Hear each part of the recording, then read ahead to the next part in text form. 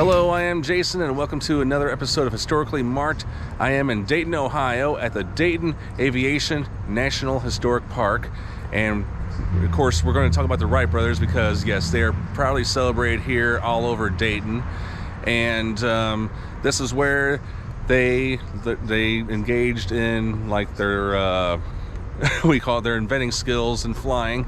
And of course the plane did not take off here in Dayton, that was in Kitty Hawk, but their bicycle offices were here, and just their researching and just about everything you can think of Wright brothers. But I'll take you inside the Interpretive Center and as well as the cycle shop, one of them that they owned. So let's start the tour. Okay, I think I said it wrong. The Dayton Aviation Heritage National Historical Park. Sorry about that. And then here's the front of the building, but you're going to need to go to the parking lot, and it's going to require you taking another street, and then unless you'd rather park on the street, but I prefer parking lots personally, and then they'll provide you easy walkway to the two buildings. And then here's a couple markers just in between the buildings here. The birthplace of aviation. I'm not going to read the sub caption, well maybe I will, but I'm going to start down here. The first airplane, the first airport, the first permanent flying school, the Wright brothers created them all, here in Dayton. After their first short flights at Kitty Hawk, North Carolina, in 1903, Wilbert and Orville returned home to their workshop in Dayton. They spent the next 18 months building and testing their flying machine, striving for a fully controllable aircraft. By the end of 1905, their machine could fly 20 miles or more at a time. And I imagine down here, that's what Dayton looked like at the time. So yeah, very hard to imagine that flying machines could be invented here. But on top of the marker, it just talks about like the historic sites that make up this national park. So I mean, it's not just these two buildings, but there's the Dunbar State Memorial. It's partly owned by the state of Ohio as well. And of course, I'm here at the Interpretive Center.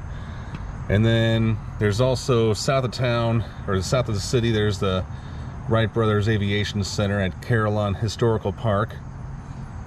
And then on the east side of the town, you got Wright-Patterson Air Force Base, where they have the United States Air Force Museum and the National Aviation Hall of Fame. And then that's the Huffman Prairie Flying Field. That's a site where the Wright brothers developed the world's first practical airplane. Wilbur and Orville made more than 100 test flights there, or here, in 1904 and 1905.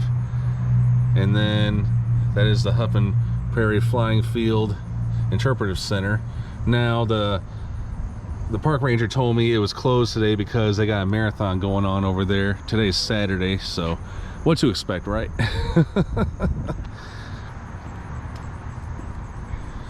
So the Wright brothers owned about 5 shops where they repaired, they sold quality bicycles, and I mean they were very well trusted among the community, but of course they had a lot of competition as well as far as the bicycle business, and they were only the second bike shop repairs in town, but they also rented bicycles too, according to the park ranger. Interesting stuff. Wheels to wings. In the spring of 1895, Wilbur and Orville Wright moved their printing and bicycle shops under one roof in the Wright Cycle Company building you see in front of you. Here, the brothers concentrated on designing and building their own custom make-em bicycles. They devised a gas engine to power their tools, mastered welding, built chain drives, brakes, and hubs, all crucial skills used to build the world's first airplanes. The Wright Cycle Company proved profitable, enabling the brothers during the quiet winter months to spend more time doing what they did best, which was invent. By the time the Wrights moved to a larger shop in 1897, they already had an awakening interest in human flight. Now here was what motivated them to get into flight. Now of course they were obsessed with it in a younger age, but then in 1896 was the tragic death of Otto Lilienthal in Germany, and he was killed. I mean, he set a lot of gliding records, but he crashed to his death in 1896, and the Wright brothers heard about it, and they're like, well, I think it's our calling. We need to do something to, you know, make sure that kind of thing doesn't happen again, or we need to improve the human way of flying. So this is the Wright Dunbar Interpretive Center, and this is where they had the museum, where you can look at all the objects of the in the life of the Wright brothers and such, and how they got into the printing business and their fascination with discovering flying and all that. You can go in there. You can also get your passport stamped, buy some souvenirs, and yeah, this was built in 2003. And now we are inside the Interpretive Center, where the first thing we see is a replica of the 1902 Wright glider. This was the aircraft they practiced the most on. It was also the first controllable aircraft made by them. The longest flight on this was 26 seconds. There is also the George Weddelin Theater, where you can watch a 15 to 20 minute film on the Wright brothers.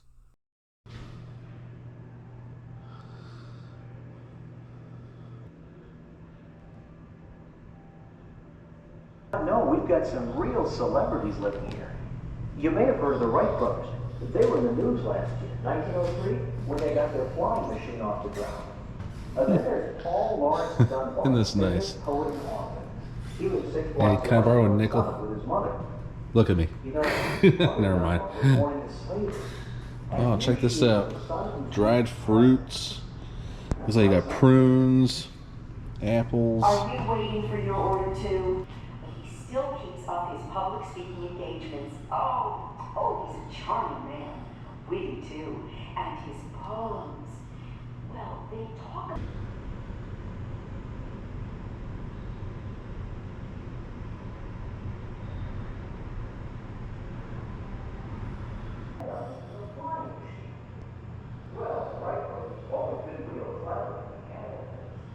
So Kitty Hawk was where, you know, they did their test flight. And it says here, why Kitty Hawk? Well, we came down here for wind and sand and we have got them. But Dayton, because wind's there, we're not strong enough to lift both a glider and its pallet for any sustained time. They needed an out of the way place that had lots of wind, few trees, and soft places to land.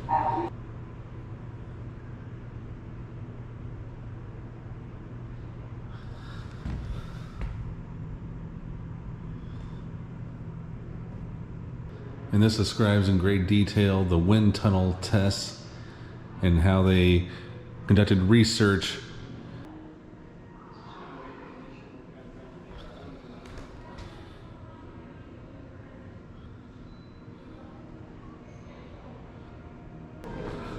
And then they also have an upstairs exhibits.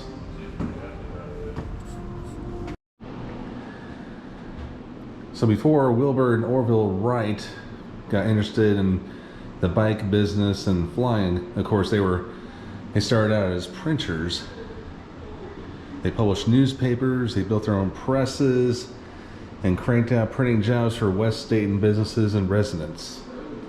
And then they called their business Wright and Wright, but which would eventually lead to the Wright brothers. These are old printing blocks that were owned by them. And then this is an example of a newspaper from 1890. Oh yes, some more newspapers. And it's all wallpapered on the wall. And now I'm about to enter the room in which, in 1890, Wilbur and Orville moved their job printing business into this office suite. Wow, look at all these. These are like parts of a printer. Not the computer printers that we know today. I'm talking about like newspaper printers. Wow, this is very fascinating. And there's more over there. And of course, I'm sure they pretty much did a lot of stuff by hand. See that pallet right there?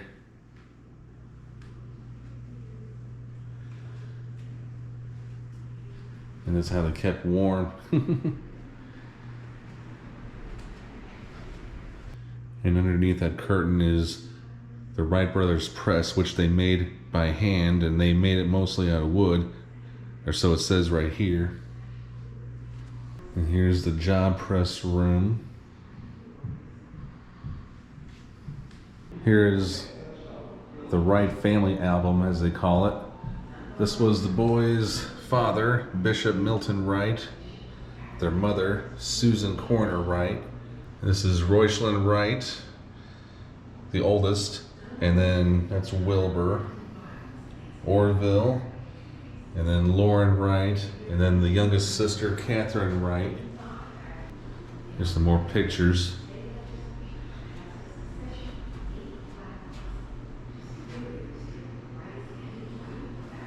And then also on the second floor is the Parachute Museum. I'll show you some of that. Make sure you stick your head in there. Oh wow. Lots to see in this one. And of course, skydiving. And yeah.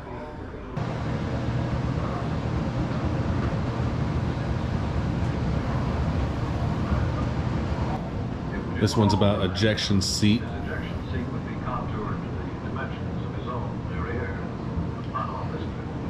This is going to sound bad, but I think of Top Gun when I hear ejection seat.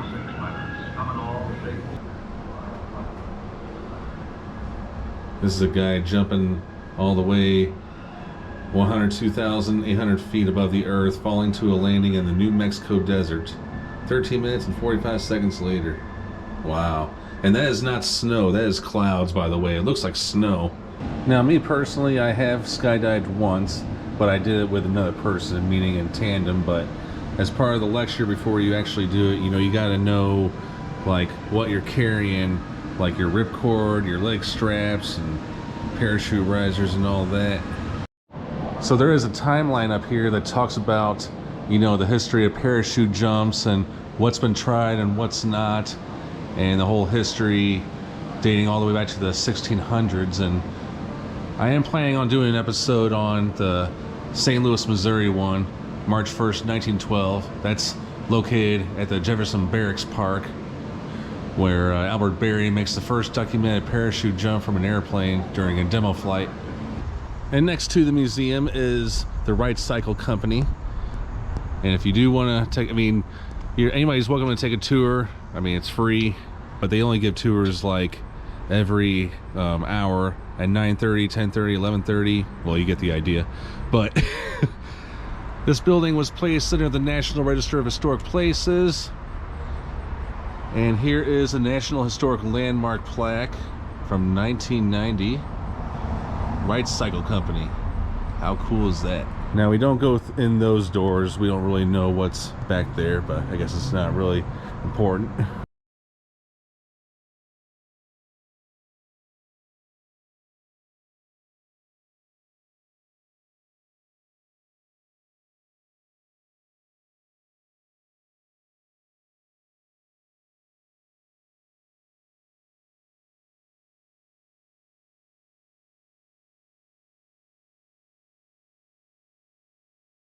All right, I'm going to take you to some more related sites, and there's just one down the road from here in this alleyway, I guess.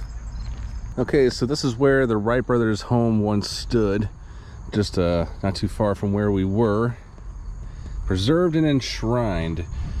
And yes, the actual house where the Wright brothers dreamed of flight in the bicycle shop where they built the first airplane can no longer be seen here in West Dayton, but the original buildings still exist and are well preserved. In 1936, wealthy industrialist Henry Ford bought both a home and workshop where the Wrights made history. The citizens of Dayton in the 1930s did not oppose Ford's removal of the plain 8-room Wright house from Hawthorne Street. People then considered it to be a great honor that Ford wanted to include the Wright brothers in his outdoor museum of American innovators, now called Greenfield Village.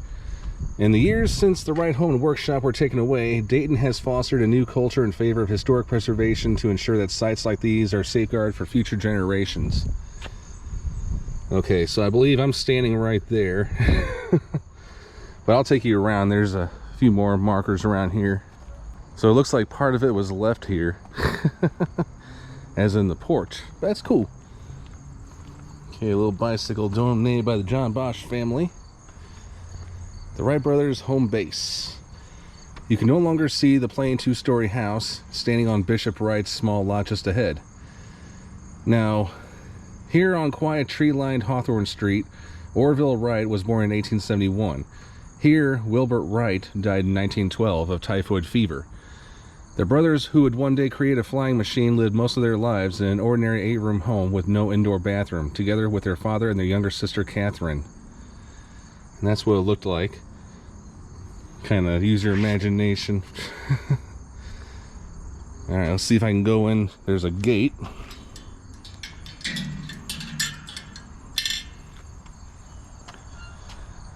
Alright, here's another marker. You know, these sure look to be small rooms, but I guess that's how things were back then. We were always happy on Hawthorne Street, and that is Hawthorne Street right there.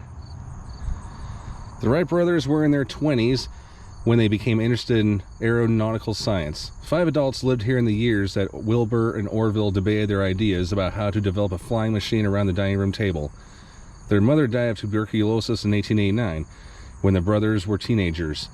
Milton Wright had a family of young adults that put a high premium on family unity. To an extraordinary degree, the 4 Wrights who lived in this house trusted, depending on, and defended each other rather than look for help from outsiders. Here are the people that lived here. And just a simple family gathering at the table. And then here's one more marker for you. The neighborhood geniuses. According to Tom Crouch, the Wright brothers' biographer, the invention of the airplane came from such an unexpected quarter. The Wrights had no special training in science or engineering. While both were well educated, neither had completed the formal coursework required for his high school diploma. Before the summer of 1899, they seemed the most ordinary of men. That was part of their fascination.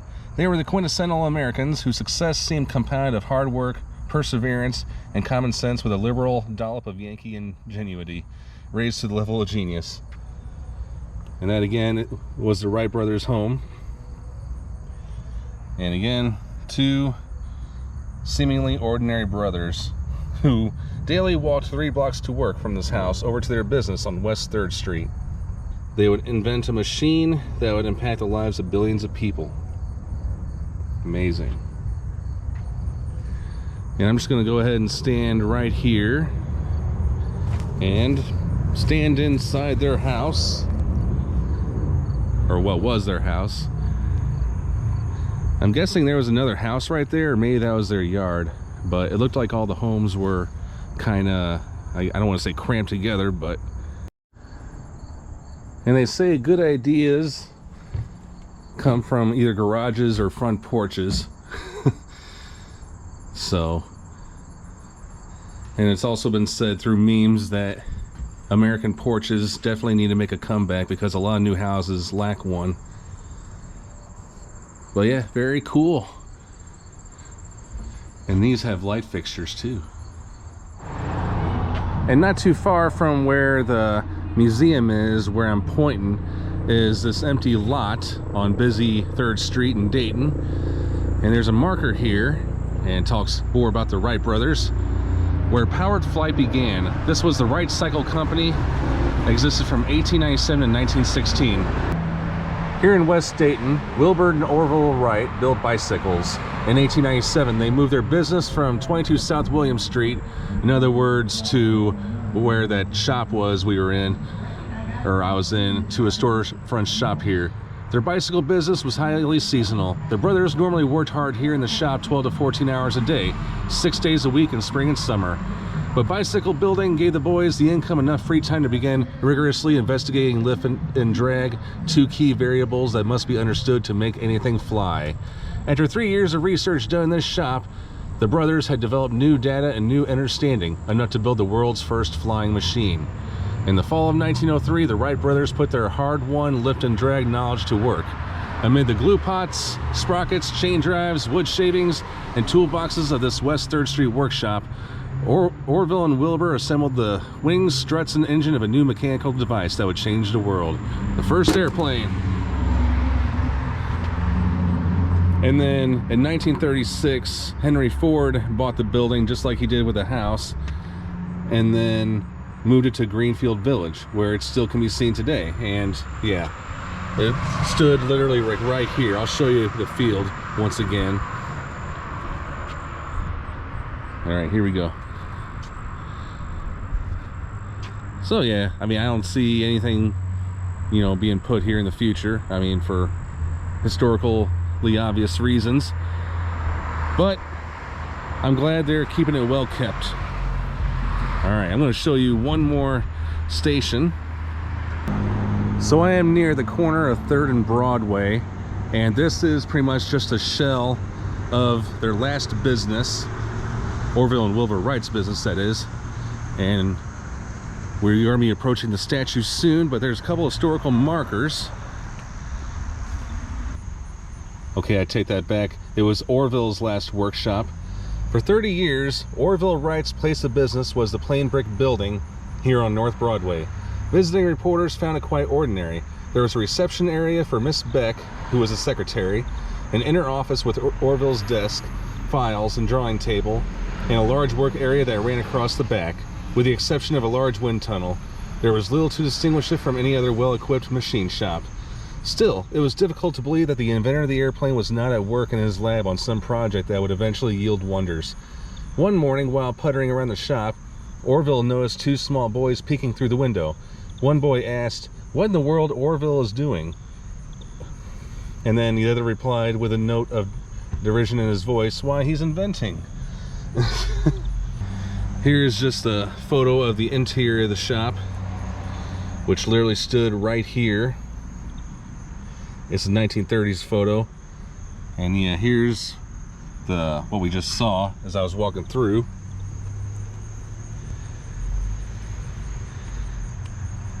And then the statue called the Professor and the Propeller. And this was placed here in 2004,